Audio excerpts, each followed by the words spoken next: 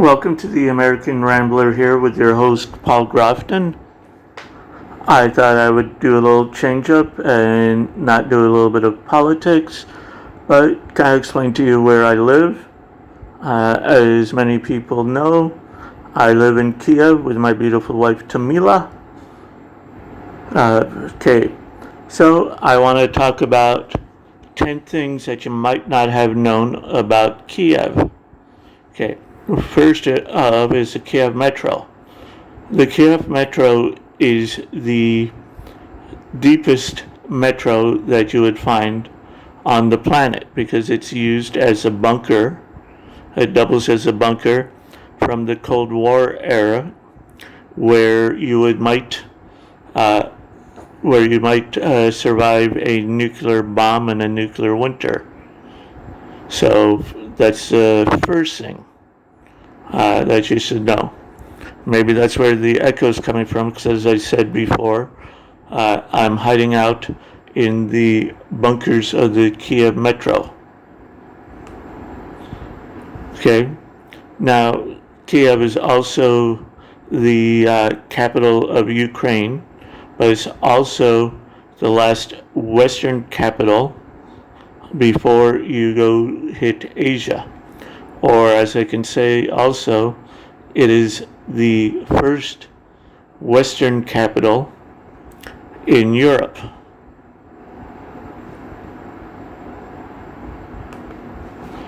Now, the mayor of Kiev, he has a doctorate, it's a PhD, but what people might not know, he is a world championship heavyweight boxer.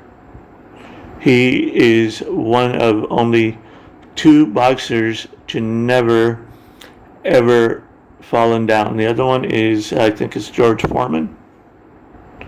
Okay, the mayor of Kiev's name is, the mayor of Kiev is Vitaly Klitschko. Sorry, I've been here a few years and my Russian still stinks. The Ukrainians of Kiev love museums, and they have a museum of corruption. The Museum of Corruption is by one of their former presidents who liked extravagance and excess and built a lavish palace to himself, to where the usual presidents stay. But President Zelensky does not bother staying there. And yes, the citizens of Kiev or Ukraine are free to use the facilities at this museum because it was built with the people's money. Okay, for $300, you can drive a T-62 Soviet tank at adventure tours. Did I say they love museums? Well, another unusual museum is a museum of unnecessary things. At one time, the Ukraine was a very popular and prosperous destination where people had a lot of money and spent it on unnecessary things. Of course, Kiev is known for its beautiful women, but how do you get one of those? Well, they have a wishing tree. You go to this particular wishing tree and you wrap a colorful ribbon around the tree and you close your eyes and you make a wish.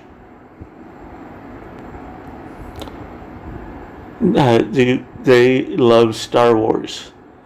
Yes, I've told the story many times about how a statue in Odessa of Lenin was too expensive for them to remove, so they remodeled it as a statue of Darth Vader. You see, in the Ukraine, they have outlawed anything that supports communist or Marxist ideology. So they removed these things, or they or remodeled them.